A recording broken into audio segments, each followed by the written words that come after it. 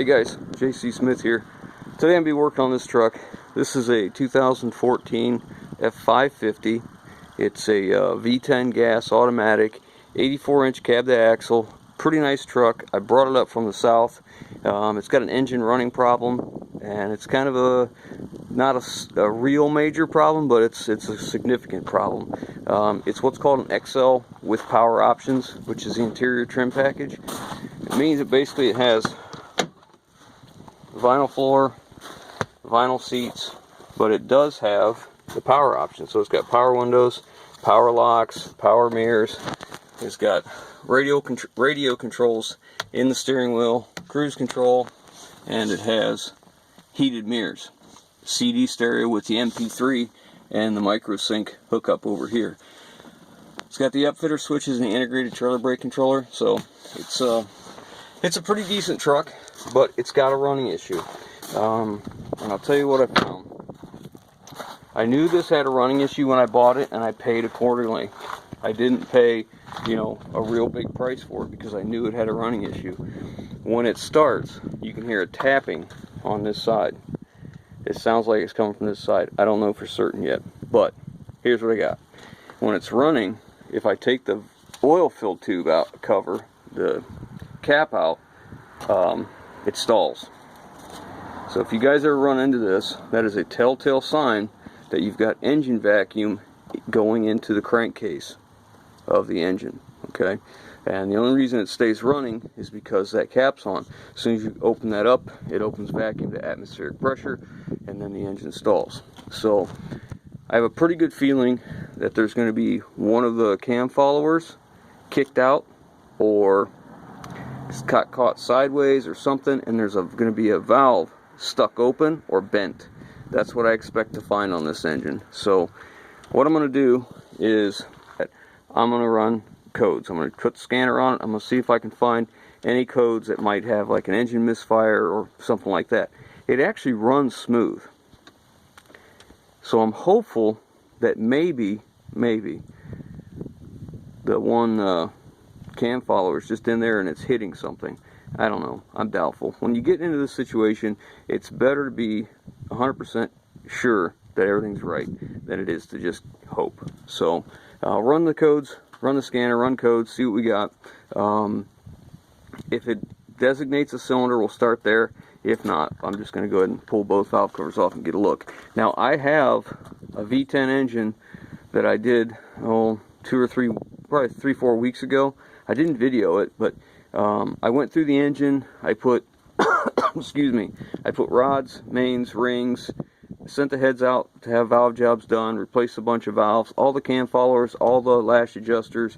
I put all the timing components in, all new gaskets, all that stuff, and it's sitting in the shop right now, ready to go.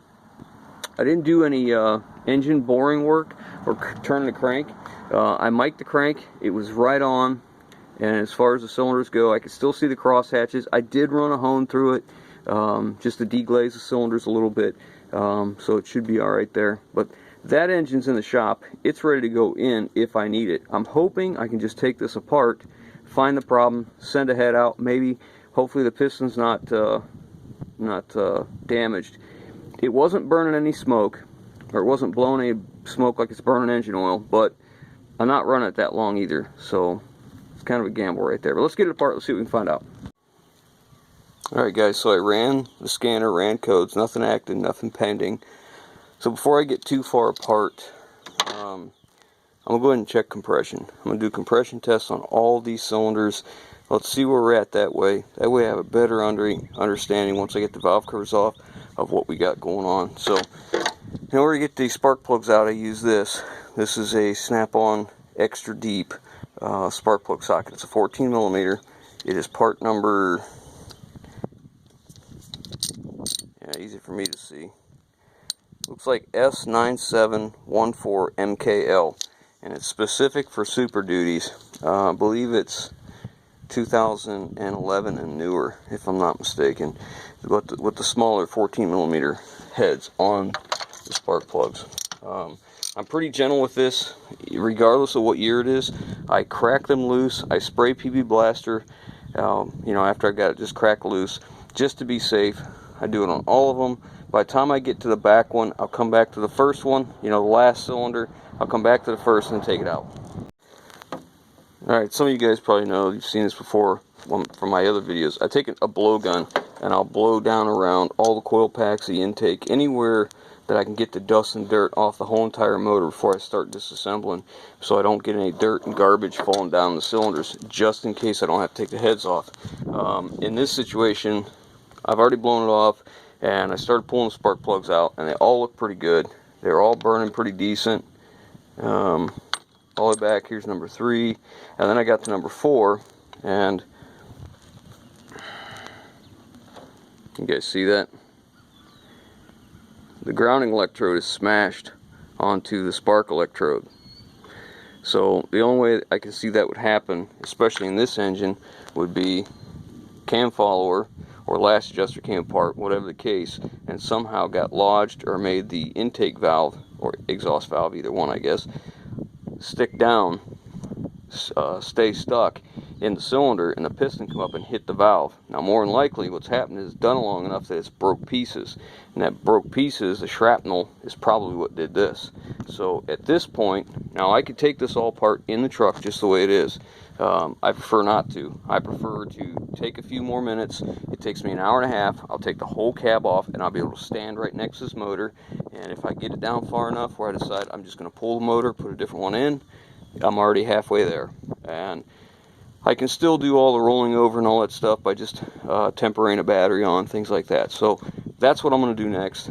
But the next step is going to be to take the cab off. An hour and a half, I should be able to have this cab on the ground, or you know, sitting back there somewhere out of my way, so I can get to the engine much easier. So let's get moving. Alright guys, I'm here by myself.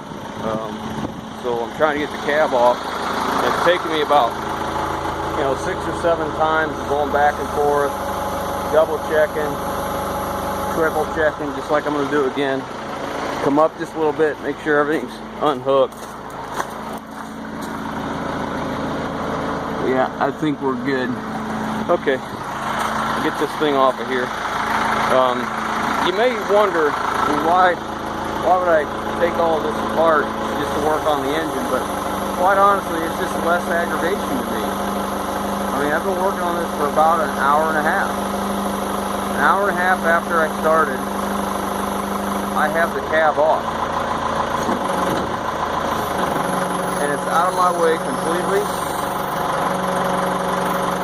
I'll lift it up, set it off to the side, and I'll be able to get to that engine easy can be. But right now, I'm going to set it right here.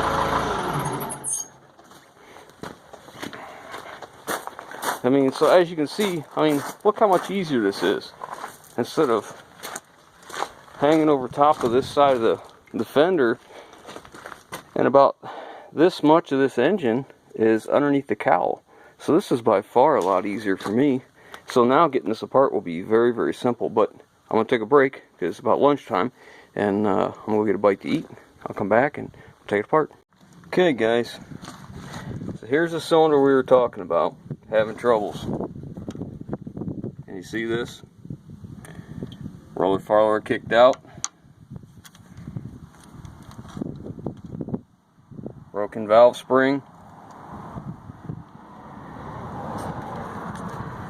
Retainer's over here.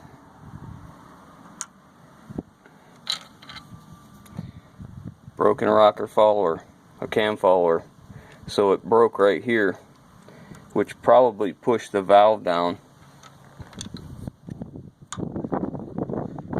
Now if you can see in here, the valve is gone. Hank, let's talk about your daddy. Tell me how your mama loved that man.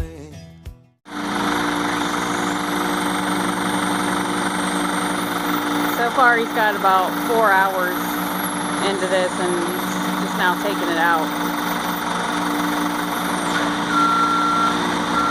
Didn't get too much video because I was not home to help.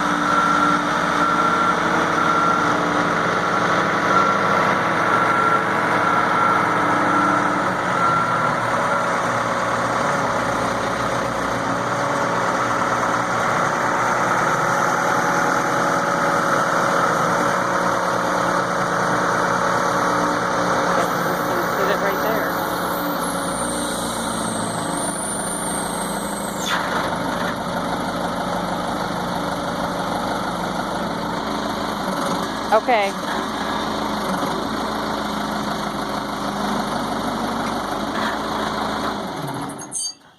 Okay. So, I'm about 4 hours in right now. Motor's out. I'll unhook all this and cover it for the night. And then, unfortunately, the engine I'm going to put in there is in the shop. And I can't get to it because the Dodge is in the way. And the Dodge is in the way because Napa gave me the wrong ball joints. They asked me if it had rack and pinion steering. I said no, it does not.